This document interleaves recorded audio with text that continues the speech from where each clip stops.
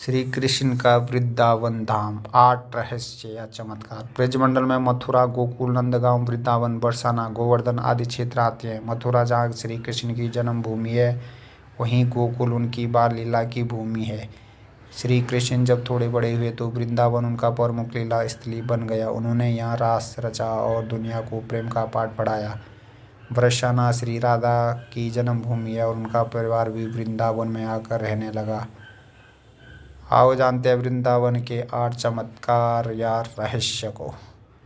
Number 1, रंग महल। वृंदावन में रंग महल है। प्रतिदिन मंदिर के अंदर स्थित रंग महल में कृष्ण राधा का पलंग लगा दिया जाता है और पूरा रंग महल सजा दिया जाता है तथा राधा जी का श्रृंगार सामान रखकर मंदिर के दरवाजे बंद कर दिए जाते हैं। जब प्राप्त दरवाजे खुलते हैं तो सारा सामान अस्त व्यस्त मिलता है। मान्यता है कि रात्रि में राधा कृष्ण आकर इस सामान का उपयोग करते हैं। हालांकि शाम के बाद यह मंदिर बंद हो जाता है और यह भी कहा जाता है कि अगर यहाँ कोई छुपकर रासलीला देखता है तो वह अगले दिन पागल हो जाता है।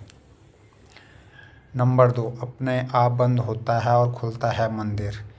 वृंदावन में श्री कृष्ण का ऐसा मंदिर है जो अपने आप ही खुलता और बंद हो जाता है। नंबर 3, वृंदावन और तुलसी का रहस्य। वृंदा तुलसी को कहा जाता है। यहाँ तुलसी के पौधे अधिक हैं, इसीलिए इसे वृंदावन नाम दिया गया। यानी वृंदा तुलसी का वन। कहते हैं कि यहाँ तुलसी के 2 पौधे एक साथ लगे हैं। रात के समय जब राधा और कृष्ण रास रचाते हैं तो यही तुलसी के पौधे गोपियाँ बनकर उनके साथ नाचते हैं। इन तुलसी का एक भी पत्ता यहाँ से कोई नहीं ले जा सकता है। जिसने भी चुपचाप यह कार्य किया वो भारी आपदा का शिकार हो जाता है। नंबर 4, अजीब हैं पेड़। मंदिर के परिसर में उगने वाले पेड़ और निधिवन में उगने वाले पेड़ भी अजीब हैं। यहाँ के पेड़ की शाखाएं नीचे की ओर बढ़ती हैं। जहाँ आमतौर पर पेड़ ऊपर की तरफ बढ़ते हैं, वहीं निधिवन में मौजूद पेड़ों की ऊंचाई बेहद कम है और इनकी शाखाएं जड़ों की ओर बढ़ती है। यहाँ पेड़ भी आपस में गुथे हुए हैं, जो इस जगह को देखने में भी रहस्यमयी बनाती है। नंबर 5, मंदिर में करते हैं शयन। मंदिर में भगवान श्री कृष्ण रोज रात को खुद शयन करने आते हैं। उनके सोने के लिए मंदिर के पुजारी रोज पलंग लगाते हैं और जिस पर साफ सुथरी गद्दे एवं बिस्तर के ऊपर चादर बिछाते हैं। लेकिन कहते हैं कि जब मंदिर खुलता है तो उस बिस्तर की हालत देखकर सभी अचंभित हो जाते हैं, क्योंकि उसे देखकर लगता है कि यहाँ कोई सोया था। सबसे आश्चर्य की बात यह भी है कि यहाँ प्रतिदिन माखन मिश्री का प्रसाद चढ़ाया जाता है और जो बच जाता है उसे मंदिर में ही रख दिया जाता है। लेकिन सुबह तक वो प्रसाद भी समाप्त हो जाता है। आखिर कौन खा जाता होगा वो है प्रसाद।